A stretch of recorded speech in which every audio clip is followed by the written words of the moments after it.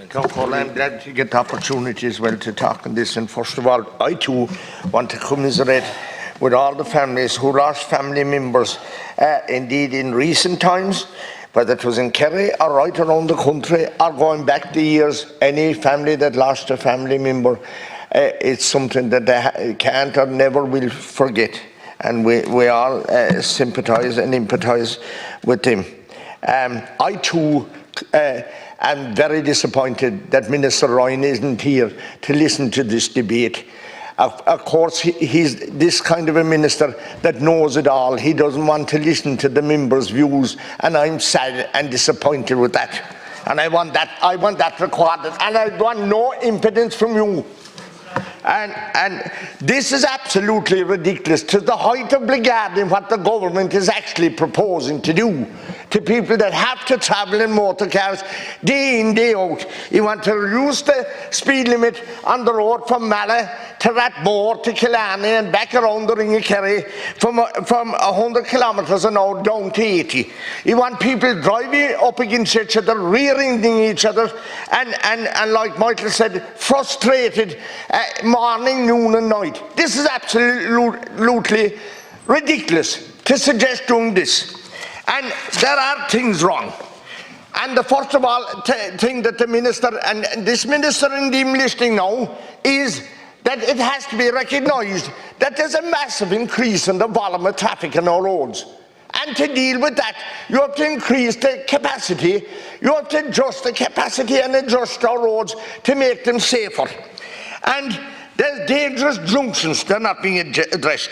Pondy of water late at night and a car coming against you, drive into it and you can't see where we're going. Trees falling down on people, and one fell down this year in someone, a branch or something, and killed someone inside the car.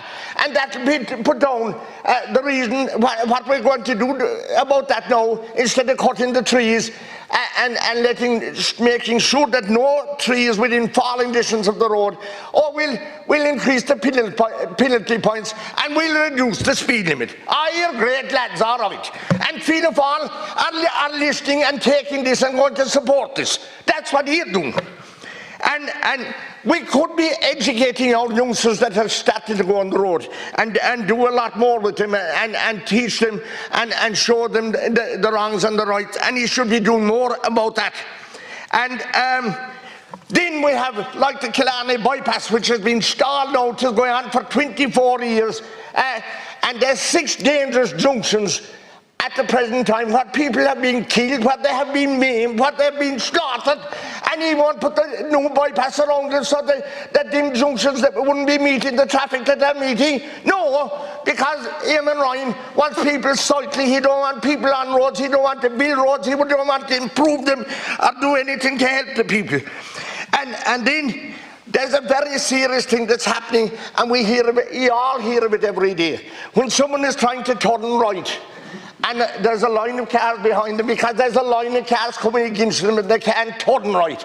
Next thing, some fella's frustrated, 4 or 5 cars back, and he shoots, he comes up, and the fella that was at the front trying to turn right, there he is, blown away by a car because he doesn't know what's happening, and that needs to be addressed. And one, I gave an idea to the RSA back a few years ago. What the cars behind him should be all taught to do, behind the car that he's turning right, put on their right indicator, so that they all back along know that there's someone turning right. And it was a bus driver told me that the RSA won't do anything about that. Yes, what they're going to do is increase the penalty points and reduce the speed limits. Absolutely ridiculous. He's doing nothing but he are doing blackguarding, and the sooner that he put out of this place is the better. And the people are waiting for it, whether they'll come in a bike or a car.